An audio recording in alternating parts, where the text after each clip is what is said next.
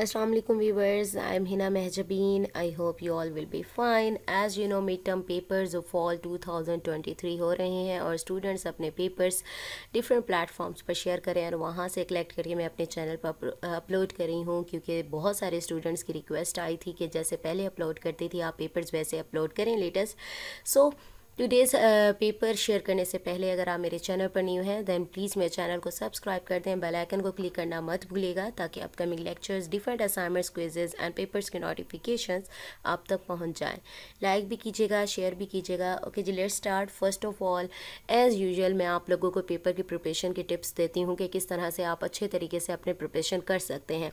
First of all quizzes हमारे 20 to 25 I think होते हैं, तो उसकी प्रिपरेशन के लिए बताती हूँ कि कैसे कर सकते हो। आपने करने हैं लेटेस्ट क्विजेज़। अब लेटेस्ट क्विजेज़ का क्या मतलब है, किसी भी सब्जेक्ट की बात करें, मोस्टली जो सब्जेक्ट्स होते हैं उनका जो मिड टर्म है उससे पहले क्विज़ 1 और क्विज़ 2 हो जाता है, तो आपने एक तो अपने वाला क्विज़ करना है, सेकेंडली डिफरेंट चैनल्स या डिफरेंट वेबसाइट्स, आई थिंक आजकल तो यूट्यूब चैनल्स पर डिफरेंट सब्जेक्ट्स के क्विजेज़ अपलोडेड होते हैं, तो वहाँ से आप लोगों ने देखने हैं। समटाइम्स वहाँ आंसर गलत भी बताया जा रहा होता है, तो आप साथ साथ मैच भी कर लीजिएगा अगर आपके पास टाइम हो तो, ठीक है। तो यानी आपके पास बहुत सारी कलेक्शन हो जाएगी क्विज़ेज़ की, तो आपके ज़्यादातर क्विज़ेज़ जो एग्ज़ाम में आने वाले हैं वो सेम ही हो जाते हैं, ठीक है। क्विज़ की प्रिपरेशन हो गई।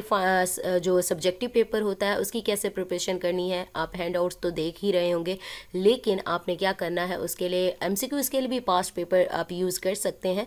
सब्जेक्टिव का जो है पोर्शन वो आप पास्ट पेपर से आइडिया ले सकते हैं कि किस टाइप के क्वेश्चंस पूछे जा सकते हैं, या फिर अगर उसके पास्ट पेपर, क्योंकि बहुत सारे सब्जेक्ट्स ऐसे हैं कि उनके जो हैंड आउट्स हैं या लेक्चर्स हैं, वीडियो लेक्चर्स भी चेंज हुए हैं और बाकी जो पास्ट पेपर्स अवेलेबल हैं वो 10-10 साल 15-15 साल पुराने हैं, तो प्रॉब्लम होती है। तो उसके लिए क्या करेंगे, MCQs से ही आपको आइडिया मिल जाएगा कि कौन से क्वेश्चन ऐसे पूछे जाते हैं, ठीक है। शॉर्ट में लॉन्ग में भी ऐसे ही पूछे जा रहे होते हैं क्वेश्चन।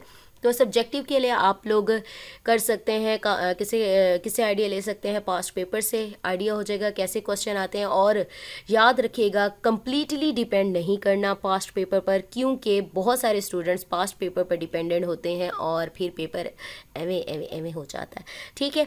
सो आज जो पेपर है वो है CS 202 का।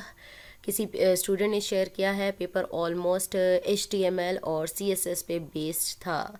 20% जावास्क्रिप्ट से आया था। क्वेश्चंस में एक फॉर्म बनाने के लिए बोला था, ठीक है। फॉर्म बनाना आना चाहिए, HTML CSS और ये सारी आनी चाहिए, और डिफरेंट लिस्ट की टाइप्स का पूछा हुआ था। और MS 2 ईयर प्रोग्राम जो है वो एक लिस्ट ऑर्डर में रखने थे अपनी पसंद की, यानी लिस्ट ऑर्डर आपको उसका कोड वगैरह आना चाहिए। आई थिंक यही पूछा जा रहा है। आपने पढ़ा है, आपको आइडिया होगा कि क्या दिया हुआ था।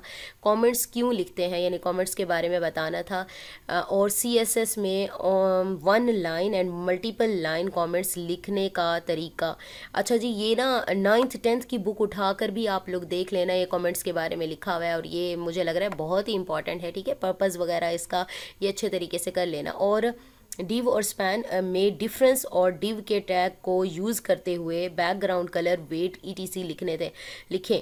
ये आपको बैकग्राउंड कलर वगैरह चेंज करने आने चाहिए। डिव कैसे लिखते हैं, स्पैन क्यों यूज़ करते हैं और किस तरह से करते हैं, और वेरिएबल रूल्स और बुलियन वेरिएबल्स को यूज़ करना था, यानी रूल्स वगैरह थे वो आने चाहिए। बस इतना सा ही है। सो ये सेट नंबर 1 था। जैसे जैसे और पेपर्स आते जाएंगे मैं आप लोगों के साथ शेयर कर दूंगी। जस्ट आइडिया हो गया कि कैसे आपने प्रिपेयर करना है पेपर को। सो मुझे अपनी दुआ में याद रखिएगा, अपना ख्याल रखिएगा। टेक केयर, अल्लाह हाफिज़।